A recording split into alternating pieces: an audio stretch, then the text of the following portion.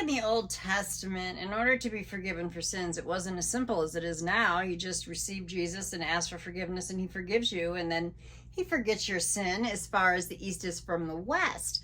But in the Old Testament, they had to sacrifice lambs and bulls and sheep, and they had to sacrifice. They had to have a blood sacrifice. They had to put it on the altar and cut it and let it bleed out and like that whole thing.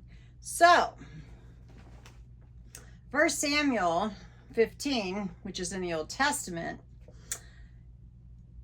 Samuel asks this question to God. He says, does the Lord delight in burnt offerings and sacrifices as much as in obeying the voice of the Lord? To obey is better than sacrifice. Obedience. Obedience. It's all about obedience. Sometimes God asks you to do some pretty bizarre things that don't even make sense until much later. And maybe they won't until you get to heaven.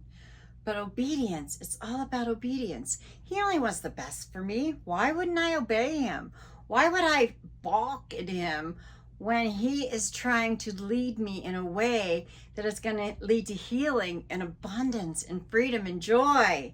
So it is better to obey than to sacrifice. Try it. See how you like it. I love it.